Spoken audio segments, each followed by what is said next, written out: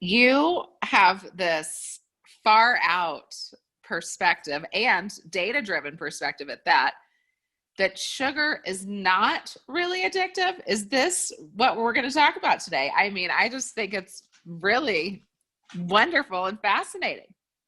Yeah, I mean, I too have, felt that way for many years and kind of just through my own personal journey, then, integrating with the coursework that I did through school and, the training that I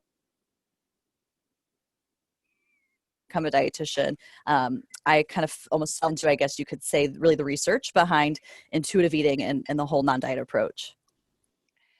I love that. So, intuitive eating and the non diet approach. So, before we can even talk about sugar, what did you even say? Like, what does it mean to eat intuitively and non diet? Sign me up for a non diet approach. Right. Yeah. So intuitive eating, I wish I could take all the credit, but it was actually created, years ago by a couple dietitians who, they shared an office and they found what is going on.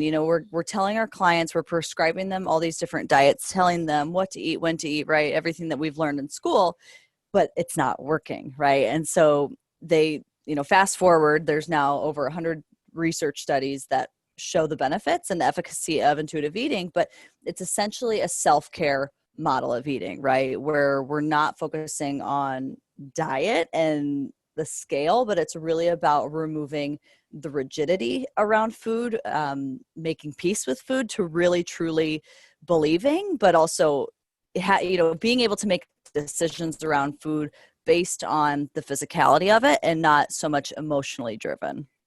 Girl, that is huge. To not emotionally eat. If we could all be armed with that DNA, that would be amazing. Okay. So, my intuition has a sweet tooth. Sure. And I really did have a big, big handle on it for years and years. And would, was like sugar, like I call it the white devil, like Nazi around sugar. And so when I listened to your podcast about, wait a minute, potentially sugar is not as addictive as people have said, or studies have, some other studies have shown, I was like, oh, we got to talk about this, Katie. School us, please.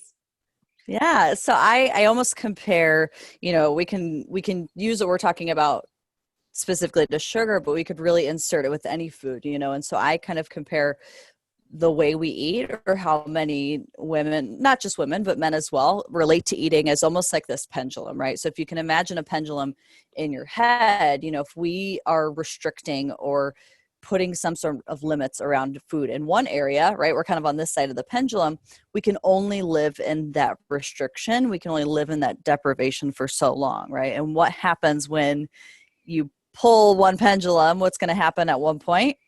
It's going to swing, with equal force to the other side of the pendulum, right? And so if we're talking about the other side of the pendulum, that often feels similar to what people would describe as, like I am addictive. If I have, I hear so many of my clients say, I feel like if I have one bite of chocolate, I'm going to have the whole bar, right? And really kind of this more chaotic, loss of control type of eating, right? And so Mm-hmm. if we're thinking Mm-hmm. about that pendulum, right, you're over on that other side.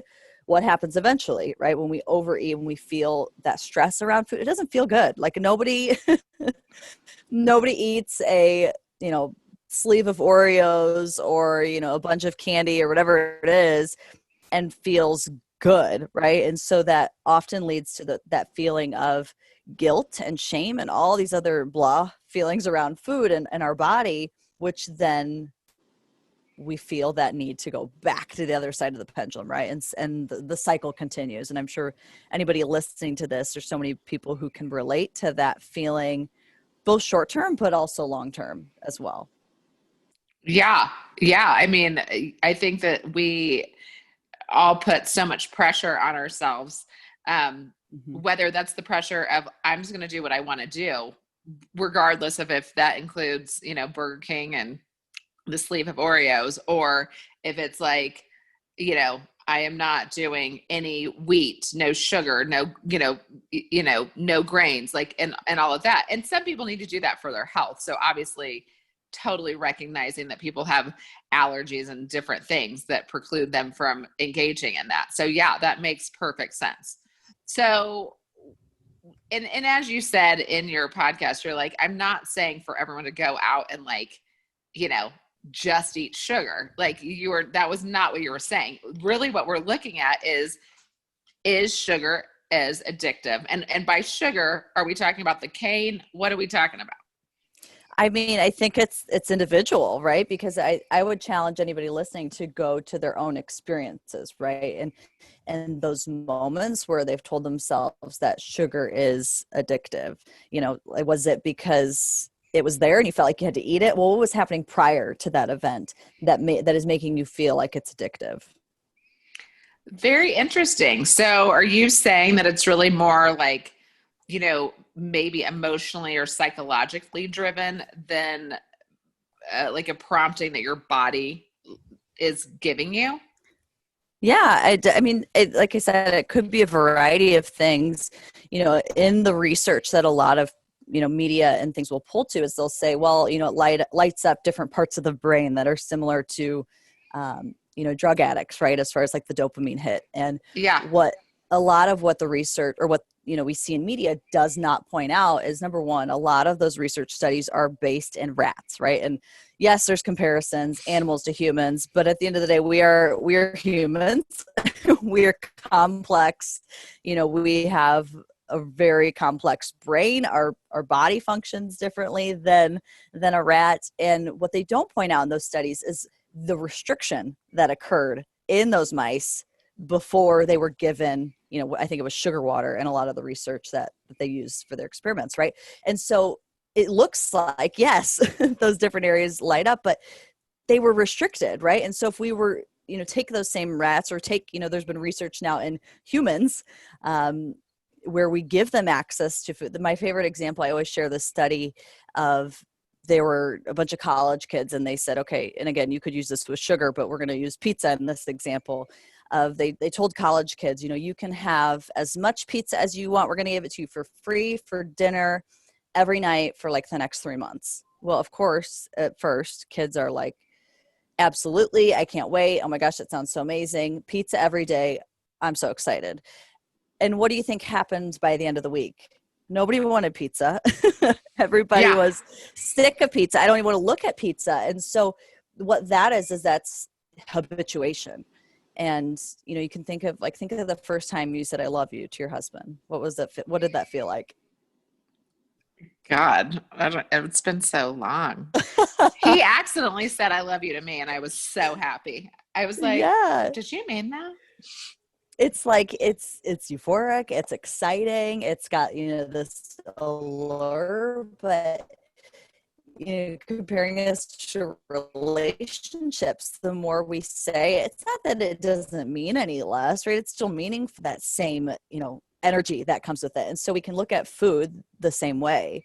When we have access to it, when we truly have the unconditional permission to eat, but also access, because I mean, food access is a big thing, but it loses that drive and there's not that sense of urgency to eat the amount, to eat the types of foods. And so that's a little bit on habituation.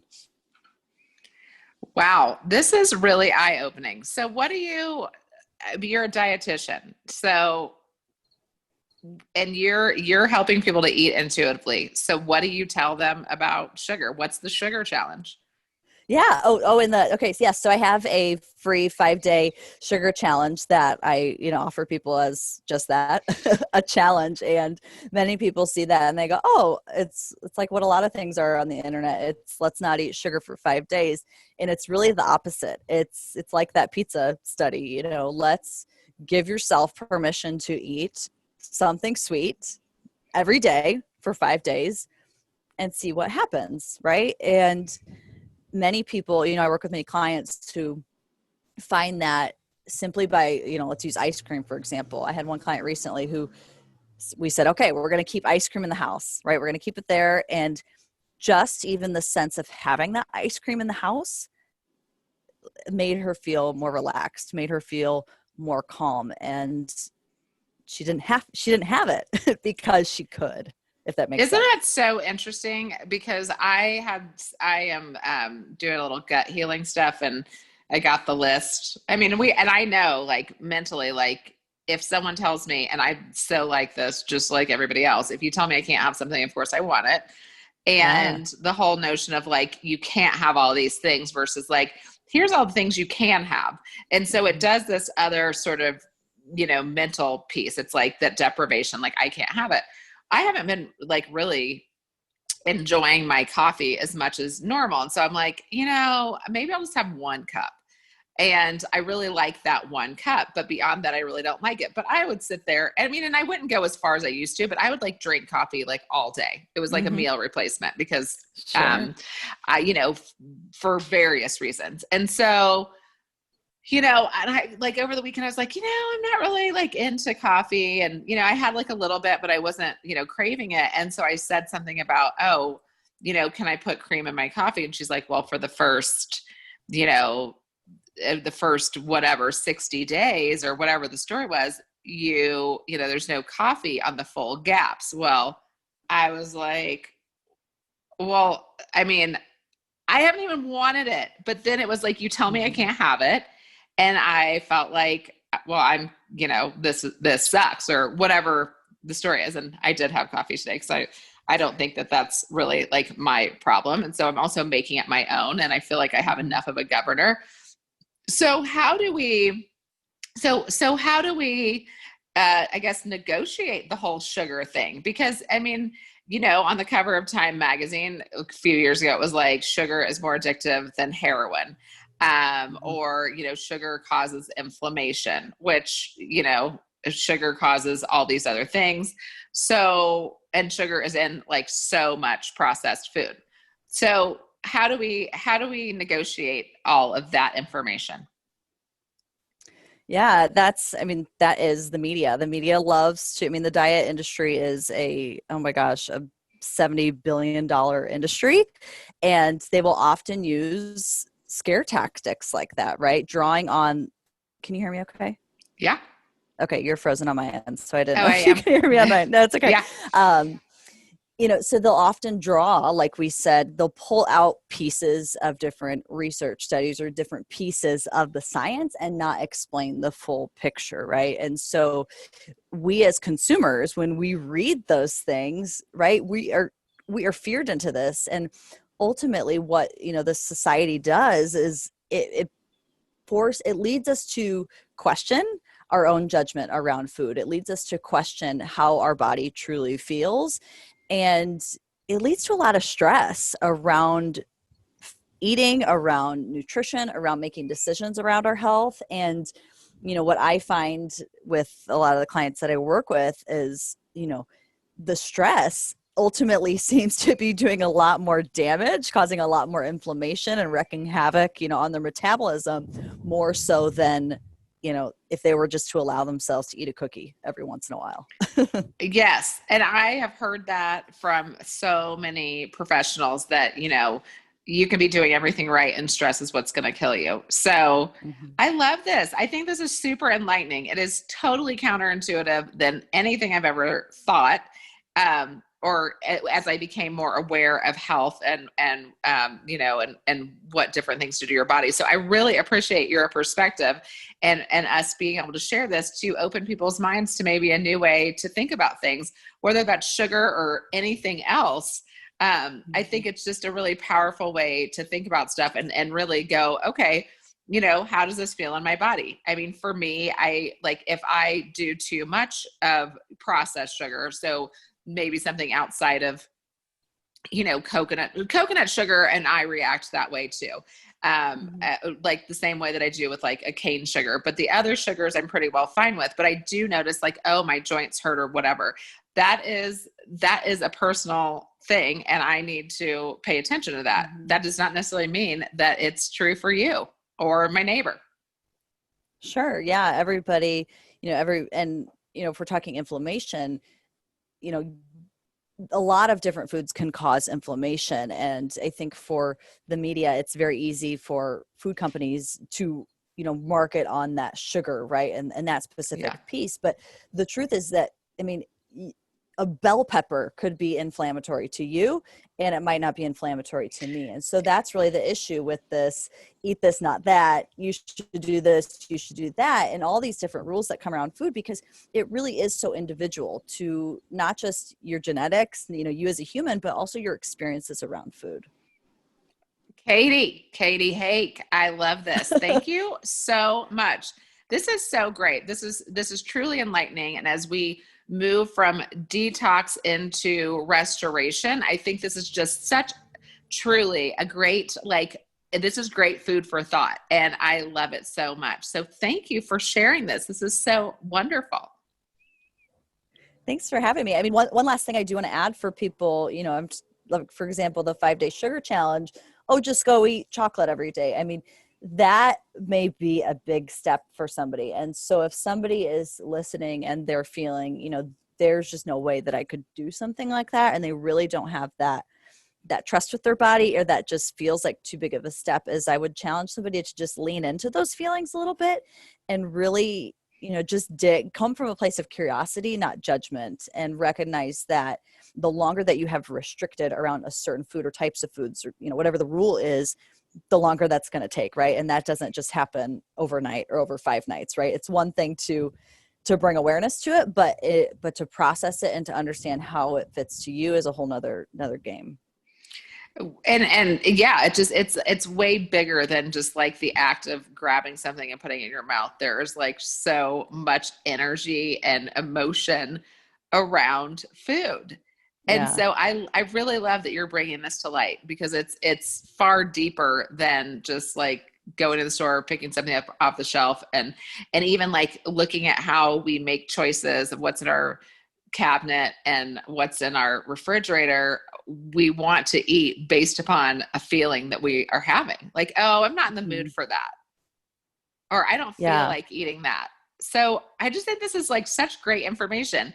If anyone wants to talk to Katie more, she is at katiehake.com.